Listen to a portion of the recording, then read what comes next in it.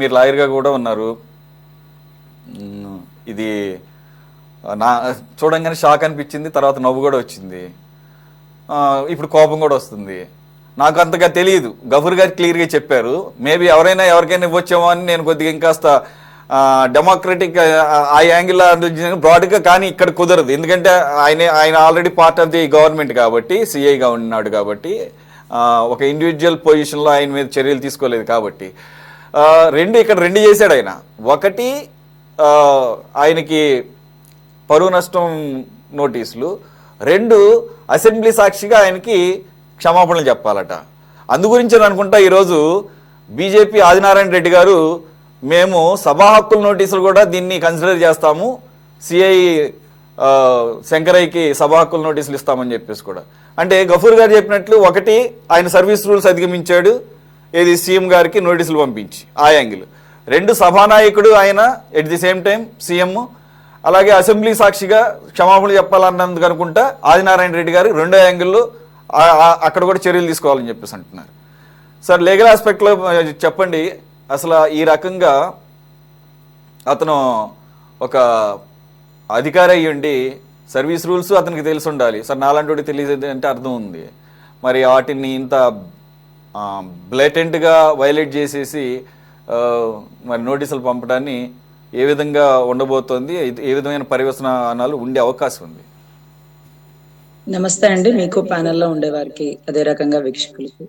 Sir, ముఖ్యంగా ఇది ఒక కొత్తదనానికి తెరలేపుతున్నారు సార్. వసుదేవుడు అంటడు వాడే గాడిద కాళ్ళు పట్టుకున్నారంటే గాడిద గొప్పదైపోతుంది సార్. అక్కడ ఉన్న పరిస్థితి ఒక 5 మర్డర్లు చేసినోడు కూడా బెయిల్ వేసుకుంటారు రజనీ గారు అని మీరు అడిగితే వేసుకుంటారు, అది వారి హక్కు. అదే రకంగా ఇప్పుడు ఇందాక ప్యానెల్లో ఉన్న టీడీపీ నాయకులు వీళ్ళకి ఎమ్మెల్యే టికెట్ ఇస్తారా, ఎంపీ టికెట్ ఇస్తారా అని అడుగుతుంటే వేలు ముద్రోళ్లే రాజకీయాలు చేసేస్తున్నారు. కొద్దో గొప్ప కష్టపడి పరిగెట్టి కష్టపడి సంపాదించి ఎగ్జామ్ రాసి తెచ్చుకున్న ఉద్యోగం సరిగా నిలుపుకోలేకపోయాడు వాస్తవం. కానీ కొద్దో గొప్ప అర్హత, విద్యార్హత లాంటిది ఒకటి ఉంది, పనికొచ్చిద్దో పనికిరాదో తర్వాత సంగతి. ఎందుకంటే వైసీపీ పార్టీ వాళ్ళకి కావాల్సింది స్వామి భక్తి. ఆ స్వామి భక్తి ఎలా ఉంటుందంటే నందిగాం సురేష్ గారు లాంటి వారు ఎలా అయితే కేసుల్లో ఇరుక్కున్న వారికి ఎంపీ టికెట్లు ఇచ్చేసినారో, అప్పట్లో గోరంట్ల మాధవ్ గారు వీరోచిత కార్యక్రమాలు చేయలేదండి, కానీ అవసరం అనుకున్నారు, అప్పుడున్న పరిస్థితిని బట్టి ఇచ్చేసినారు. అదే రకంగా ఆయన చెప్పేటటువంటి శంఖం చక్రం కృష్ణమోహన్ అన్న, ధనుంజయ అన్న, వీళ్ళందరూ దావుద్ ఇబ్రాహిం కి సంబంధించినటువంటి గర్ల్ ఒక ఆవిడ ఉన్నారు, ఆవిడకి సంబంధించిన రెసిడెన్స్ సర్టిఫికేట్ ఇచ్చిన వాళ్ళు. అంటే వీళ్ళందరూ వీరోచిత కార్యక్రమాలు చేస్తారు అంటే దాని మీన్స్ ఏంటంటే గవర్నమెంట్ విరుద్ధంగా వెళ్తారు, కానీ ఎంతో ధైర్యంగా. అలా వెళ్ళడానికి ధైర్యం ఉండాల.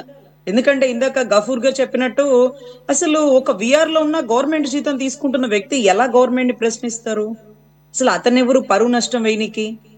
పరువు అంటే దొంగలు పడిన 6 నెలలకి కుక్కలు మురిగితే మనం సరదాగా నవ్వుకుంటా కదా. ఎప్పుడు పరువు పోయింది? గత గవర్నమెంట్ లో 2019లో నిజాయితీ గల మీలాంటి అధికారులని సస్పెండ్ చేసినటువంటి అప్పుడు ముఖ్యమంత్రి చంద్రబాబు గారి మీద అప్పుడు వేసి ఉండాలి. అప్పుడు ఎందుకు వేలా? అప్పుడు ఎందుకు సస్పెండ్ అయిపోయినారు? నా పరువు పోయింది, నేను చక్కగా చెప్పినాను, అక్కడ రక్తం ఉందో లేదో నేనే కదా ఫస్ట్ చూసింది, రక్తం లేదు, గుండెపోటుతో మరణించినారు, ఇవన్నీ చెప్పిన వ్యక్తి అప్పుడు ఎందుకు మాట్లాడలేదు? ఆ గవర్నమెంట్ లో వాళ్ళ గవర్నమెంట్ వచ్చాక సరే డ్యూటీ చేస్తున్నారు. సరే, ఈ గవర్నమెంట్ వచ్చాక అతన్ని తీసేయడం వేసేయడం మనకెందుకు సార్? మనం చేయాల్సింది ఏంటి? ముద్దాయిల్ని పట్టుకోవాలా? సరే, ఓపెన్ గా నాకు తెలియని విషయం అడుగుతున్నాను ఈ రోజు గఫూర్ గారిని కూడా.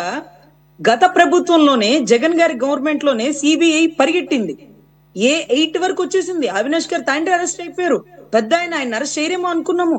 అంత కీలక దాకా వచ్చేసి ఈ గవర్నమెంట్ వచ్చి 1.5 సంవత్సరం దాటిపోతూ సునీతమ్మ గారు పలుమార్లు కలుస్తున్నా సిబిఐ ఎందుకు సత్వర చర్యలు తీసుకోవట్లేదు? నిన్న మొన్నటి రోజు కూడా అసెంబ్లీలో కొన్ని ప్రశ్నలు లేవనెత్తినప్పుడు డిప్యూటీ సీఎం అడిగినారు, వివేకానంద రెడ్డి గారు మర్డర్ కేసు ఇంతవరకు అవ్వలేదు, సిబిఐ చూస్తున్నా అవ్వలేదు. అంటే వాట్ డూ మీన్ దట్? ఏం మెసేజ్ ఇస్తున్నావు? అసలు ఎవరిల్లు చెంచాలు గెరిట్లు పట్టుకుంటామేంటి? అంటే చిన్న చిన్న నత్తగులలో మనకెందుకు? పెద్ద పెద్ద సొరలు ఎందుకు తప్పించుకుంటున్నాయి? ఎవరి అసలు ఈ సిఐ క్యాడరు ఎవరో చెప్తే చేస్తాడు, ఇతను నిమిత్త మాత్రుడు కదా. ఇతని మీద ఒక యాక్షన్ తీసేసుకోవడానికి ఇంత పెద్ద చర్చ ఎందుకు? సిబిఐలో కీలక ఘట్టం జరుగుతుంది, A8 వరకు ఆగిపోయింది, అవినాష్ గారి పాత్ర కీలకం అని నిర్దేశించింది.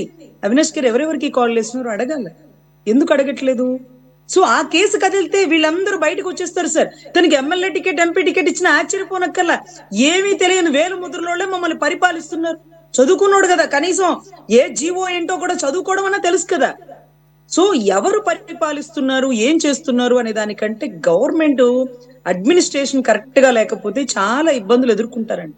ఈ రోజు సునీతమ్మ ఆవేదన, అరే రే ప్రభుత్వం వచ్చాక నాకేదో జరిగిద్ది అనుకున్నాను, ఏమీ జరగలేదేంటి అని సిబిఐ దగ్గర కానీ, సిఐడి దగ్గర కానీ, పోలీస్ వ్యవస్థలో కానీ ప్రజలు కొన్ని సమస్యలుతో ఇబ్బంది పడుతున్నప్పుడు అప్పుడు అనిపిస్తుంది, మనం ఓట్లేసి గెలిపించినా కదా, ఏం చేసినారు వీళ్ళు, గత గవర్నమెంట్ లాగే చేస్తున్నారు కదా అన్న ఆలోచన ప్రజలకి రానివ్వకూడదండి. ఎందుకంటే 151ని 11 కుదేసినటువంటి ప్రజలు మనల్ని కూడా గమనిస్తారు.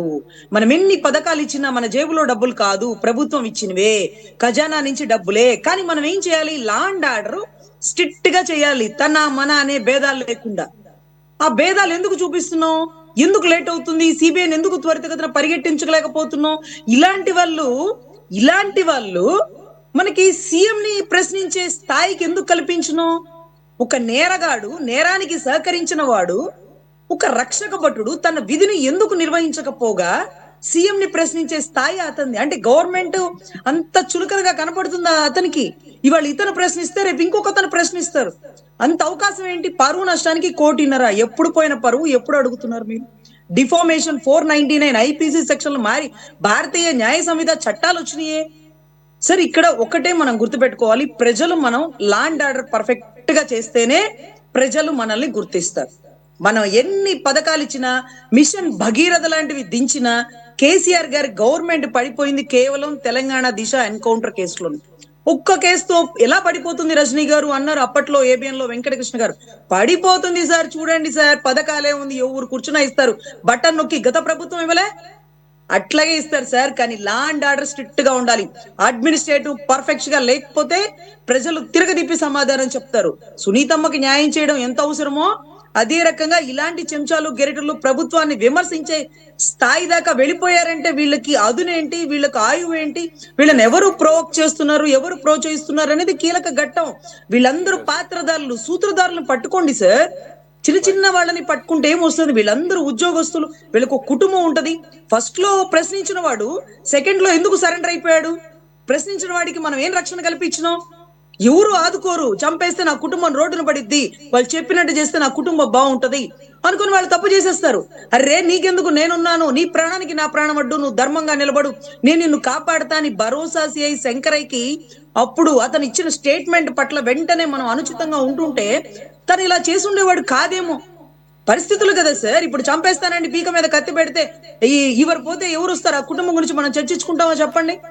సో ఇలాంటి పరిస్థితులు కూడా ఎదురవుతాయి సార్. రాజకీయాల్లో గొప్పగా పరిపాలన చేయండి. ప్రజలు ఏదైతే ఊహించారో ఊహించిన అంచనాల్ని అందుకోవాలని నా ప్రార్థన సార్. రైట్ రజనీ.